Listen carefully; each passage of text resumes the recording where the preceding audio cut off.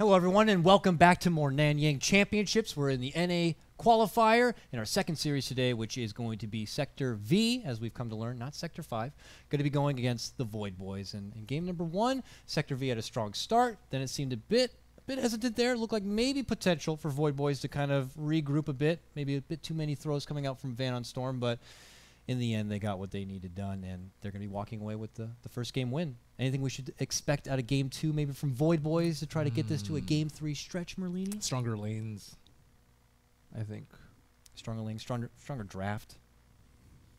Yeah, I think the DK part was the worst part, but even, like, Darkseer was a pretty good pick. I don't know. It just seemed like there was no pressure. It's like, okay, well, no one's really doing anything at any of our lanes. How are we supposed to get Sector V to respond to anything? The only reason why they got back into the game was because they like baited out heroes for Storm to go on. Imagine if Storm just played passively farm, he would have gotten like huge, even like his BKB like 5 minutes earlier, and then they would have just won super easily. But yeah, the only way they won was because Sector V thought they wouldn't group with S5 and they tried to scramble around the farm. But they lost the lanes really badly, and hopefully they have a solution for that this game. With the Tusk, that is definitely a possibility.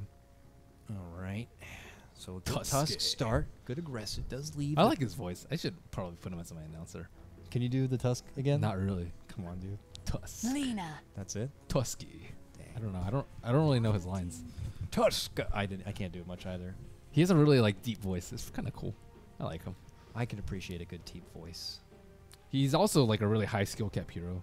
Like some of the Tusks I've seen, I'm like, man, this is not like a Zai Tusk or like a Universe Tusk. I mean, obviously these aren't like the same tier of players, but still, like a lot of the plays that I've seen, they're not incredibly difficult to mimic, but at the same time, it's like really difficult to utilize it at the right place at the right time. Like the snowball saves, like the sick ice shards to completely lock people in and create chokes and rifts in between people in team fights. Like these are the things I'm looking for from Tusk players. And what about like the PPD mid lane blocking shard? That was Tusk. It was cool, but it was game losing. So I'm looking for cool game winning plays. Yao plays a mean Tusk on LGD. Yeah, too. Yeah. So I know exactly what you mean. You got a hero like that who's got such a high skill cap. But he did fall off a little bit because a lot of the players couldn't play him like the other Tusk. So that's why he fell off. As opposed to Lena, like, okay, whatever, you can do your combo. Like, it's pretty basic. You'll stun Dragon Slave or Dragon Slave Yule or Dragon Slave stun, and then do your thing and then just blast people. That's not that hard. But the things with Tusk is much more difficult, and sometimes you question whether teams should first pick or not because I don't know if they have a super badass Tusk player. But one day that spot is going to be filled by an Earth Spirit.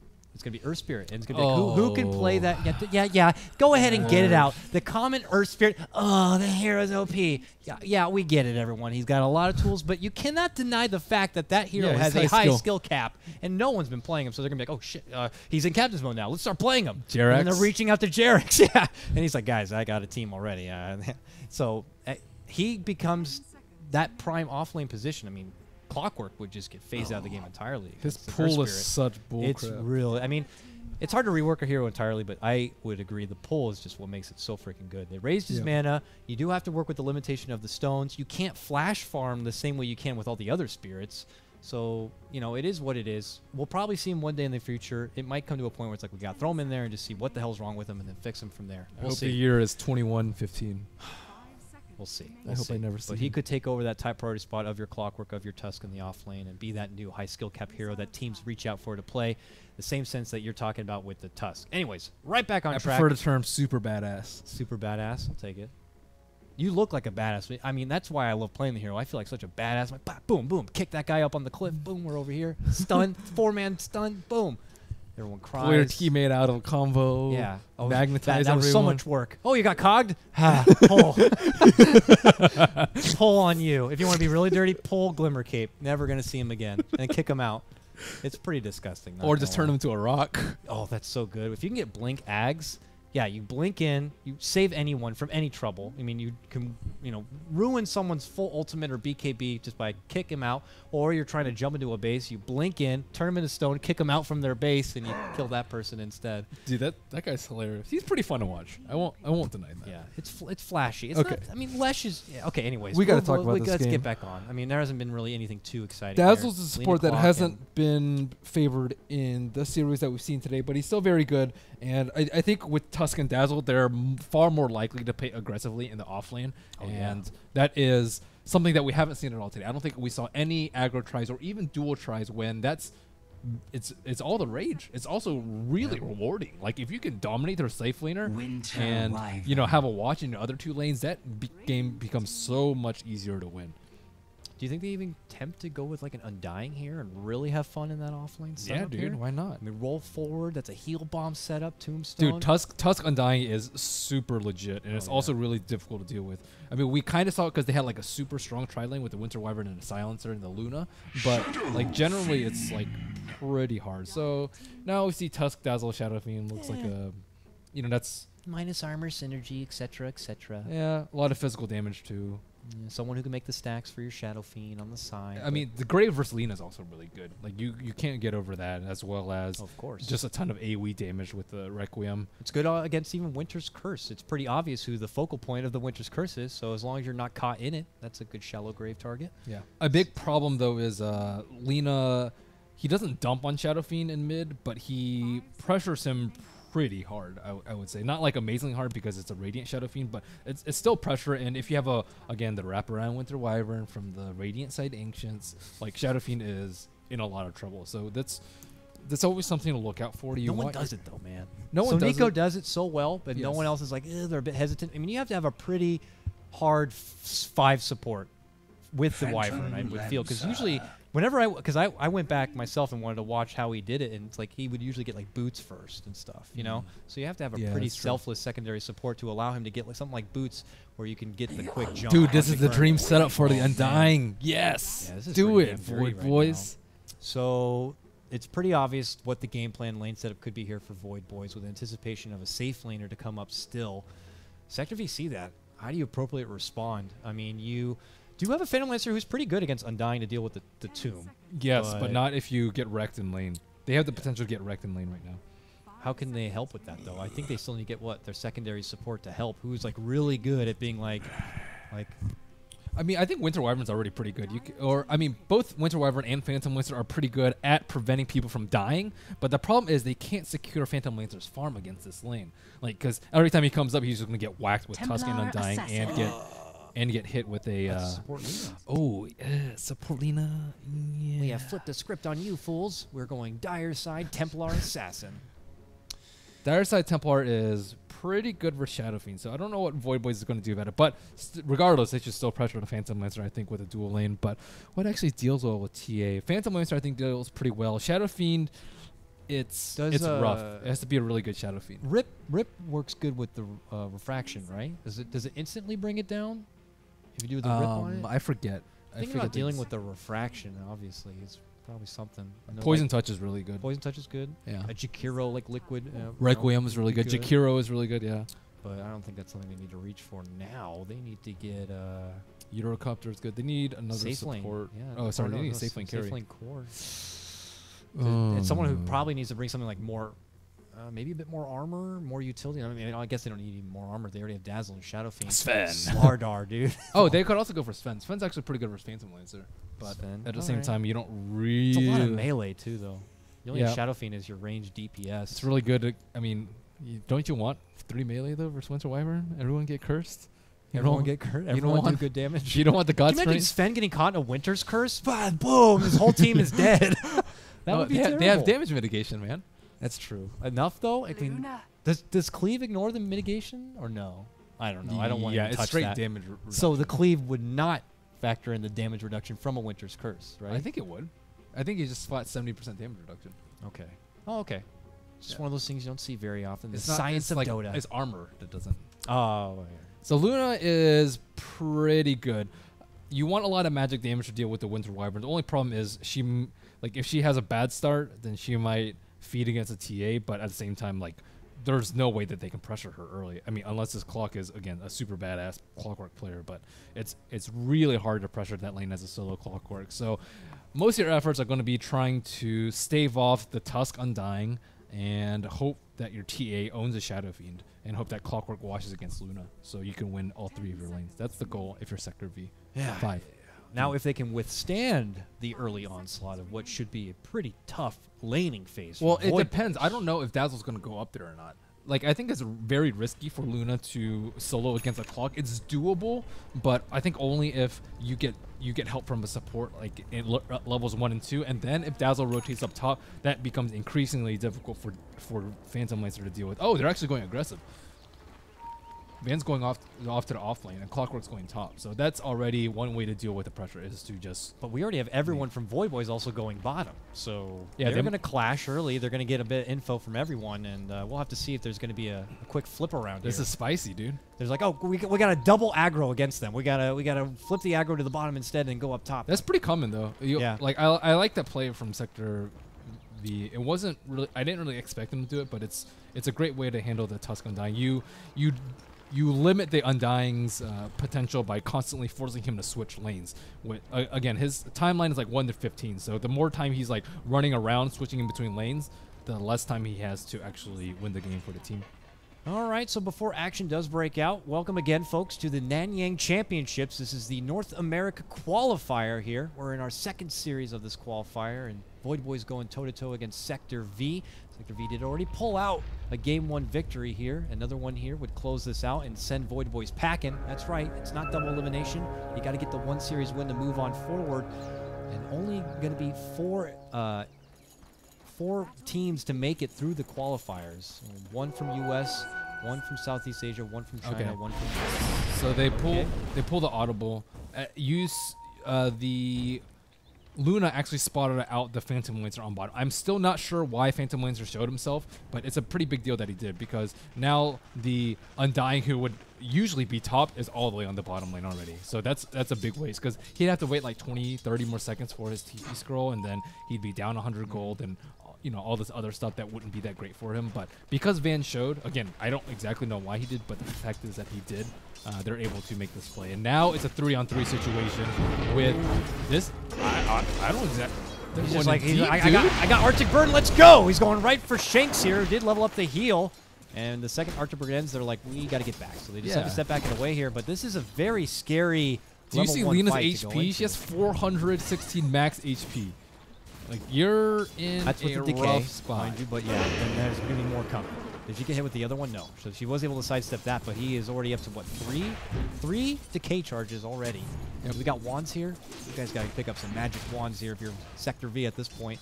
I don't know if they can get there, though. Yeah, they're already going to get muscle. The thing is, they don't have any stun, and they don't really have a slow yet either, especially with Dazzle most likely going Grave at 2. So I don't actually know if they're going to be able to actually get kills. But that's what Tombstone comes in for. Wait for them to overextend. Actually, I don't know if he can soul rip this lane, because they're going to be trying to focus down a target with, Phantom Rush and juxtaposing on top of people, doppelgangering on top of people, rather. So, let's see. The nice thing for Void Boys, they already have that sentry down. They know that Sector V are going to be in the dark in this little, side pocket here.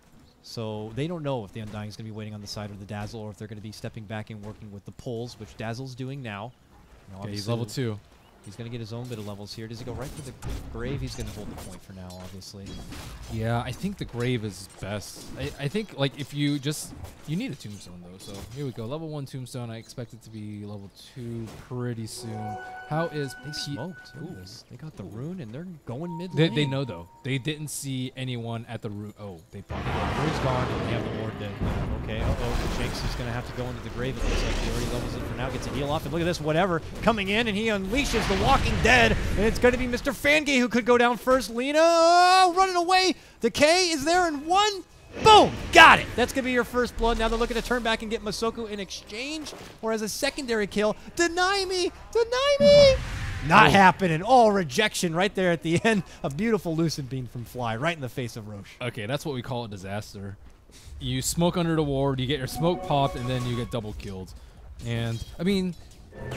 I expected Sector V to actually dodge the tri-lane. Oh. Snaking's in a bit of trouble. He's just coming from behind. Smash with the S4 haste rune here is going to just go on in for him. He already dished out the shards. He does have a snowball. He has to use it here. Oh, the Hold it. salve Hold it. into And snowball. salve. He released it a bit early. I think he could have held it a bit longer, but doesn't matter. He's going to try to stay. A missed LSA might have been the kill, and it's not going to happen. He makes it away. Oh, no. He wanted to get the stun off. So it's, you know, if you hold it on for longer, you heal it more from the south. But, oh, the rocket. Right in front of his face. Oh, man. He I had don't know. 70 life. What level rocket? It was level 2. 120? Yeah, I think it would have done it. Yeah, it would have done 80 damage. Right in his face. Dang, what a player. That was very nicely played. The Uv also helps. Yeah. I guess. At the end, maybe? I don't know. He was hasted. Trying to find value in anything at this point. Yeah, but you're certainly right. I don't know. It felt like Poor man shit would help more. Sector V is like, we just lost so much on bottom. Let's pull the trigger on getting something maybe in the top lane. It's clear most of them That's the are right just move, fighting though. down there. And it is the right move, but Yes. they didn't do the move right. And Snaking ends up They living and didn't walking misplay away. that. Actually, Lena kind of missed her stun. So. I think the dream would have been they were able to not get the kill. Snaking does hold. So how's mid lane? Mid lane, Wow, been SF, pretty quiet. SF isn't actually that far because Smash left the lane for a long time going for that kill. Yes. And Smash also has a DD, so this guy did not check the rune. Oh, he was a DK last game, right? Yeah, I didn't really think he was particularly strong because he had poor rune control. He didn't really have super good CS. His mid game play was really, really good, but in terms of his early laning, it wasn't not that great. Trouble coming for him. Smash is popping out his DD rune, and he has a couple of supports already smoked up just north of this mid lane here. And it looks like with everyone kind of being in the dark and the lane push forward, he's Oh, gonna and take they're his making time to move on farm bottom, up the too. jungle. So, making moves everywhere. Okay, now SF might come up because he sees the people on bottom. This is actually not good for him. Oh, Oop, man, Strange is right there. No one suspects the clockwork. Suddenly shows up. No one expects a PL. It's like, what are you guys doing? Shouldn't you be in lane farming? No. He steps back. He avoids the confrontation, it looks like. Sector V are just going to have to waltz themselves out of there. Just trying to make use of maybe that DD rune in hopes that they can get a quick pick, but not the case. Step back and away, and it looks like PL will head himself back towards the top lane here. Looks like they've kind of regained control on the bottom a bit. Taking that away from the Void Boys. Where did our Undying get up? He's now at top lane here, so we get our Tusk Undying duo back again. Yeah, he thought they were gonna pressure. Oh, they thought he was gonna. They were gonna continue pressuring that lane after that go on the Tusk. Strange had rotated all the way to the bottom lane. It looks like he's waiting on the outskirts. It's really hard because of the nighttime vision. Like I don't He's trying to like sneak in, Arctic Burn, and maybe a cog follow up. No, not gonna happen. Just a bit too deep. And like you said, the vision's just not quite there, really for either side. But it's more of a comfortable position for Void Boys to be that close to the tower. And Viz gonna be balled up here under your Shadow Fiend as he hits that back towards the mid lane here. Not real stackage happening. All the supports seem very proactive about moving around the lanes and trying to find opportunities to get kills. So because of that, there's not really any stacks built up for either mid laner. Yeah, the wards are gonna fall pretty soon though, and then it's gonna be daytime, so Void Boys won't have an advantage in the vision aspect. So I'm pretty interested to see what's gonna happen after that. Van gets initiated on top. It's a good trap, but he's able to doppelganger right up and over. And snowball to follow here. He's got the uppercut. He puts it to use, and he's going to be able to chop him down. No! They got the Masoku. Cold Embrace keeps him alive for now, and he's barely etching on, but he eventually will go down. Whatever steps in, gets off a good couple of decays, and now Snaking trying to retreat away, but look at the Sigil slowing down Strange, keeps him backing away. They instead decide to step off. They'll take down the Tombstone for the extra chunk of change, but no one will go down on the side of Void Boys, and turns out to Snaking's be a playing well. successful pick. Yeah, he's stepping it up. He's playing much better than last game. Yeah, the last game had that Dark Seer. Couple of respectable vacuum walls, but it was a very sticky start. He got taken down right away from that Naga Siren, going a bit overextending, but on this run on his Tusk, he's finding good opportunities, and he's making it out alive. So it's going very well, and Void Boys have a strong 4-0 start.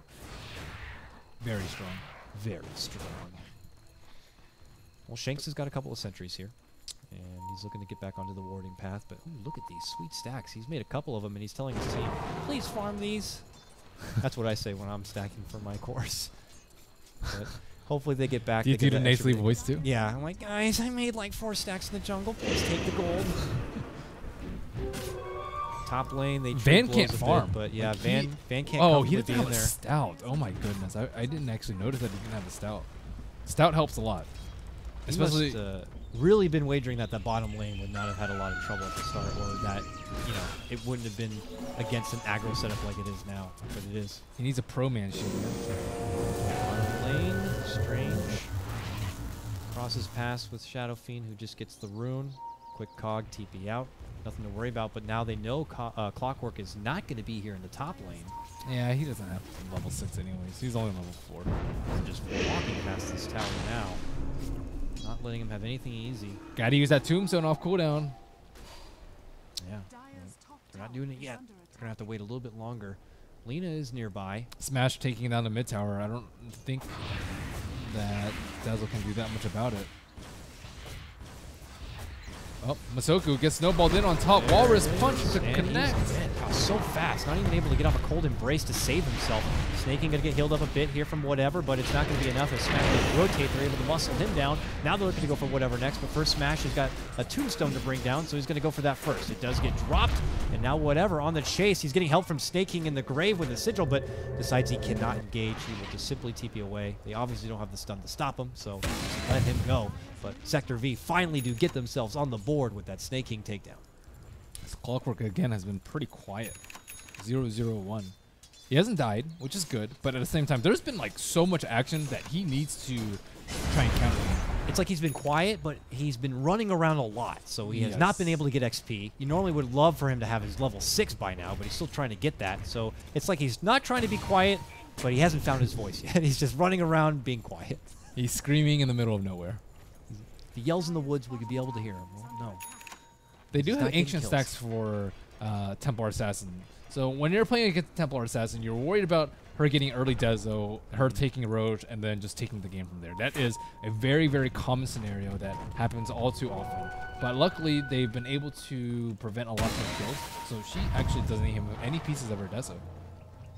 I wonder, yeah, if Void Boys have the they'll know that these ancients are going to be stacked up and being done as we speak. So, Snake King Oh, he has no meld. heading towards the bottom. That's pretty interesting. A 403 buildup on your TA.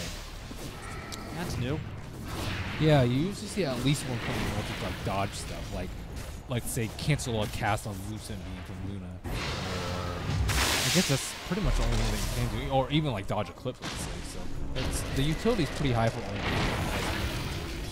All right, they're going at this bottom lane pretty hard right now. Fly taking the reins at the front, and he's got his Eclipse in the pocket, but it does not look like Sector V is going to be putting up much of a fight at this point. Have to let this one go down. Uh-oh, trap flies out.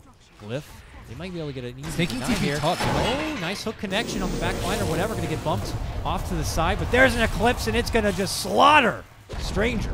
Clockwork goes down, but a nice deny does come out from Smash. As the fight does conclude, Masoku, see you later. Goes right up over the trees to hide away from trouble. Was he going for the Undying? I don't actually think so. I'll give him the credit for that one, because it was pretty far behind Fly. Yeah, but if... Oh, yeah, I suppose so. But I think, like, locking in the Luna close to the tower is a little bit better for them. Maybe he wanted to push the Luna back into them, and then they could burst him down, because Templar doesn't really care about the... The only other reason I can think of is maybe he gets the jump on whatever, bumps him with Cogs. He won't have mana for Tomb, but he is holding a Mango, so I don't think that's a problem. Yeah, that was just a strange engage overall. Maybe if they were level 6 and went to Wyvern, he just hit it. But here they go, trying to take down another tower. Shadow Fiend getting large and in charge. Can he charge his way through this tower, though? We'll find out. He's going to chunk it down. Strange. 10 more seconds before he can get another go at that hook shot here. And he's using his sigil very well. yes, he is. He is. Keeping it up in their face. It's been very frustrating, especially for someone like this Clockwork. Frustrating. They can't move. Onto Smash. And in the corner here, they spotted out the Fangay, and they got him. Man, he got hit so hard. Went up, hit the clouds, comes back to death. Whatever. Nice Grave is going to be saving him from that curse. And now they break out right inside the Cogs. Clockwork going to get annihilated. Whatever. Being kept alive from Shanks. What a Gets a shot. good heal. And now, look at this. Smash going to get caught out, trapped, and taken apart. Double kill for Snake King. Fly onto a killing spree. They nearly get a full team wipe with the exception of Van, the lone survivor on his PL. Not going to Okay. be able to hold up here. Snake King's Tusk is actually really good. Oh, Doppelganger as the snowball comes in. Can they follow it up with anything? They can. They get a good loosen beam and right click. He goes down. Uh-oh. Fan game came into trouble, but we'll be fine.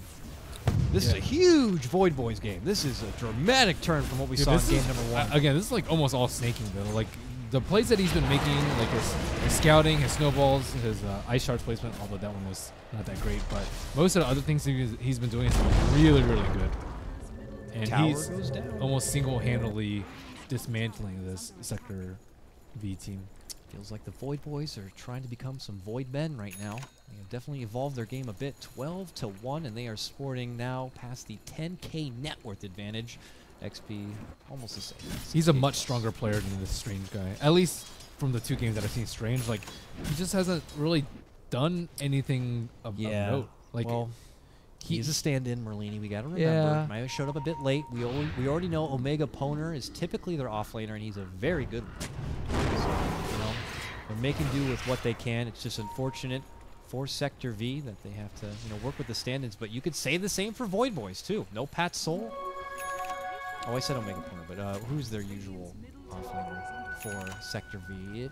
Oh, you said Omega Poner for Sector. I know I said Omega Poner for Sector V, but for them, I don't know. It had to be shuffled around because they don't have Mystico either. Who's typically playing their support. Stinger is a name that normally does pop up for them.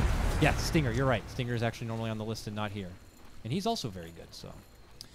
It's a stand-in life for both these teams. It's just which stand-in is really, you know, stepping up. Oh, if they take Roche, that's devastating for TA. She's working on her Dezo, but if she doesn't have the Aegis, she's just going to die, like, so often. Because she's super squishy, and she doesn't have the Aegis to back it up. And she does a ton of damage. Like, that's her best kill target. It is scouted from Strange. Steal it, Strange. I mean, see what you're made of. We're criticizing your gameplay. You pull off a steal here, I'll certainly have something else to say. No! Snake King is like, I got him! He uses the ward on the high ground and snowballs straight past everyone. Doesn't take anyone with him, however, so just kind of keeps Strange in check. Don't even think about a steal. Meanwhile, top lane, that is where they're trying to get some split pressure. Smash gets some shots onto the tier 2, but only brings it down to about half life. Oh, wow. He's going for a pipe on snaking. I saw the double ring previous. I was expecting maybe something fun like your Blink Dagger. Some even go for a Shadow Blade, but got a hood. Pipe? I don't actually know if that's the right build here. You know what I actually thought is he was going for a mech, and then the guy in mid got a mech. So he's like, okay, I gotta get something else. I mean, that's pretty common, especially if it was stand-in. No, I'm just like that guy. That guy. Not even the Shadow Fiend. The Shadow Fiend? The guy. He's been pretty quiet too. But I would know your name if you put up a good performance, is what Merlini's trying to say. Well, he's just been, you know, doing like Shadow Fiend. Nothing spectacular. Tusk, on the other hand, has been playing very, very well. All right, so without a mech, he'll go down the road of a pipe. Yeah, but really, pipe what is the pipe blocking this game? Nothing versus TA. I mean, Lena's not getting an Splinter Ags Shards? anytime soon, so I guess Laguna. Yeah, I mean, it's really good versus Luna. Lena, it's okay versus Phantom Lancer, I would say. It's really good versus Splinter Shards, I suppose, but you're not really worried about Splinter Blast. I guess if they want to push high ground, it's also really good. So, you know, when you have a Luna and an Undying, you can push towers a lot early, and that does not exclude T3s from that. So if you can, you know, manage the high ground push with a mech, a pipe, an Aegis, Tombstone, you know, weave beforehand, that's a really scary 5-man push to go into. Although, like, a nicely played Clockwork can sort of deal with it, but You know who really has just not been around and been missing is this Void right here. You know, yeah, I think I was playing FPL and I was playing with a Void Boys guy and I was like, what? We have a Void in our team? It's like He next. really has been a no-show this game, and we got to see him step up because right now it's been like a ghost. But hopefully he finds his way. For now, though, the 5v5 matchup has been already in favor of Void Boys as it stands. I wonder if they could push high ground right now. They got the mech power. They got They have sustain, 2.5 heal. minutes on Aegis, and they have so many items right now. Like, maybe if they had the pipe, they would. Oh, is the pipe coming in Chicken? It is. So maybe with the pipe coming, they can actually do it. And their QA can stay alive through the Lena and the Splinter Blast. Safe ride and maybe clearing out for some of the tier 2. Bottom one seems to be the start. Then they could follow it up with the top one if possible, which is already preemptively being pushed back from Strange. Mild engagement mid, nothing too serious. Smash Why are they will scared? pop Dude, the you have mech, and Aegis, and It's elimination game. Yeah, but I mean, not pushing is also detrimental to your chances of winning. Got to make sure you make the right call, though. You overextend into a bad fight. Although Lena's in the mid. Yeah, they should see that Sector V are pretty split up, and I think that's the call for them to go. Ooh, Shards not going to get the trap on the smash. Instead, pull back this tower. Lena gets Winter's Curse in the mid lane with a hook shot. Pops a BKB here. Pops out the Eclipse, and it does serious damage on the Strange. We'll be able to finish him off. And poor Winter Wyvern will eat the rest of that damage. Snaking's going to finish him off with a disgusting uppercut. And now Mr. Goodeye Fangay, running for his life, trying to make it up to the what looks like the northwest part of this map. We'll be able to scoot away from trouble. See, this Shadowfiend is not playing with the team. Everyone TP mid aside from him. Everybody. That's why he's just joining now. He's just that guy. He's just come on, guy. Get to mid lane. Well, they're in there that now. Guy. Smash. Only one on the scene. And there it is, the Dazzle Weave. Big armor going to be coming in here. Snake King starts it off, rolls in, gets the uppercut, eats a big amount of damage from Smash. He's going to eat the Lucy now, locks him in place. The right clicks come. Cold Embrace going to be flying out from Musoko, keeping him alive barely for now, but he has no Winter's Curse, mind you, to use in this fight. So the guy just starts right-clicking him down. He gets a killing spree here, going for Strange next. Should be able to get in, secures it. Double kill for your Shadow Fiend. A follow-up snowball on the Musoko, and this could be game number 2, and we could be another 3-game stretch we're leading. Back-to-back here, mid lane Rex starts to crumble down. I'd be surprised if they didn't ban the Tusk next year. But if you ban the Tusk, then something like a Bounty Hunter makes it through. There's just so many great options. But their first pick, Oh, actually, are they first pick or is it coin toss for game 3? This is a question for the admin. The NYC admin? Yes. If it's like most, then yes, it would be a reflip for the 3rd game. Because, yeah, this game. So that what Lesh, Bounty, Naga Lena. No, Lena's not banned first phase. Pick first phase, yeah. Yeah, okay. Yeah. We'll see. Lesh, Bounty, and then, yeah, after that, Tusk, if you find the... Naga Siren was, I think, banned this game. Naga. Because Naga played pretty well the first game. Then you also risk... I mean, then you get that first big pick. If you get the good gracious of grabbing a Bounty Hunter. There's gonna be another sweet 2 options, but no Quap I've noticed in these past 2 series. What happened? Well, Lena. A lot of Lena. You know, this game, it actually could have gone a lot better for Sector V. It seemed like a lot of unfortunate circumstances, but I actually think their game plan from the start was not that great. They wanted to aggro try, which is okay, but when they respond with an aggro try with an Undying, you don't contest it. They try to contest it and fight in their jungle, which you just don't do. They don't have any catch. It's a Luna, a Dazzle, and an Undying. You just run away. Like it's actually that simple. And I can't believe we're like nearly 21 minutes into this game and you only have 1 kill. You have a Lena on your team, for God's sake. Yeah. Yeah. Their early try lane was just a disaster. I think they should have just dodged the Undying, try to make him become useless by not giving him any kills, and then take it from there. But they try to fight the big bad zombies. This is what the game looks like. Well, here they come, trucking down this bottom lane once more, looking to finish out what they started on that tier 2 for Sector V. They're advancing down the mid lane, looking to get their own little bit of split pressure onto this tier 2, but eventually they are going to have to pull back. Void Boys are still in a very strong spot to continue pushing. They don't have the Aegis any longer, but that doesn't seem to be really a big deal to them. They still have a couple of BKBs. They got a mech ready to go, the pipe on Snake King, and now the Weave going to be popped out here from your Dazzle. They have so much armor, though. They have Weave and they have a Vlad. It's like, how are you supposed to do damage? TA has a Dezo, but this guy has like 34 armor, and then they have mech on top of that. Yep. Like, what? Lone Smash and a Desolator is not going to be enough to chunk through all that armor. There's the Snowball. They're looking to go for the Wyvern. Can they train him? Soko gets off a Winter's Curse and will hand his own life over, but he gets dropped quickly. They get Stranger thereafter. Now they're looking for Smash. Fly steps back, wants to finish the objective gaming here, going for the racks. They actually managed to bring down whatever. It is going to be the takedown of the Dirge, and now they just kind of step back and they're just going to look to go with their eyes on the prize here. Racks to crumble here. Smash waiting, even as a DD, but still not going to be able to do much with it. Racks will go down. The second set. Now they're going to see if they can get anyone on the way back here. Maybe Smash get one big pop. Okay, nope. Uh-oh. That is not how we thought that was going to go. They decide to roll in. They get quickly counterfought, and they just get annihilated. They do have to buy back on the Lena, but Sector V want to continue to play this one out. Now 2 sets of racks down. They're not looking to throw in the towel yet. But maybe they can kind of get this game. But Void Boys, they're in such a commanding position. They can just step back and wait a bit for this Roche to come right back up, get an Aegis, and finish it out. Where's Clockwork, man? Dead? Dead? Yes. Unfortunately, not able to really be a big factor this game. He's level Can you 8? really blame him? Yeah.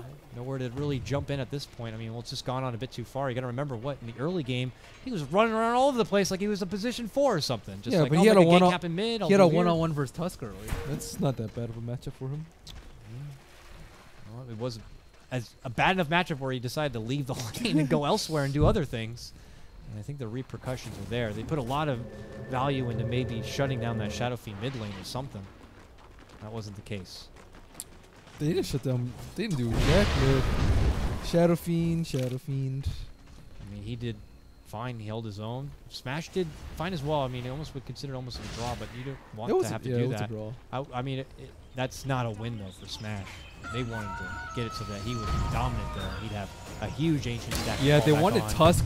They wanted the Undying to like have to help out mid or help out the other lanes, but that's not what happened.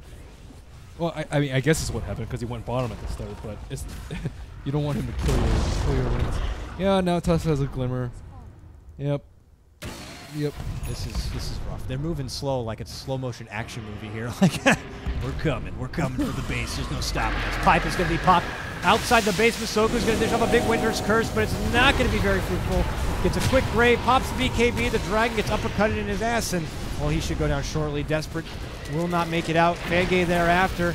Now it's just Van and Smash. A lone couple here. Where is that Clockwork? He's over mid lane. But back at top lane, that's where they're going to go ahead and try to make a push. Tier 3, slowly crumbling down at this point. Van just dashes in, tries to get a Spirit Lance off, and goes back. It's just not enough. Committed roll forward, comes out from Snake.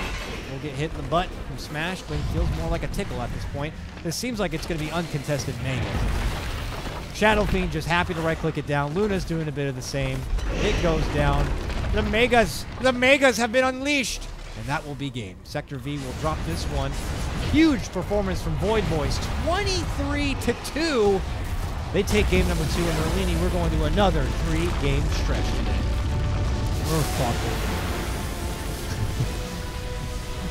He was farming mid, and then he went in for a hook shot, and then he hit PL. It's been rough for the offlaners this series so far. We saw snaking trouble a little bit at the start. Not and snaking now, this game, man. Not this game, but This game. all right. So really, it feels like a coin flip at this point. Who the hell is going to be taking this series? It's a strong start for Sector V, but then that Void Boys performance was so dramatic. It might affect them in game number 3. The draft was very well constructed too. Like Yeah. they didn't really have an odd piece out, I feel like.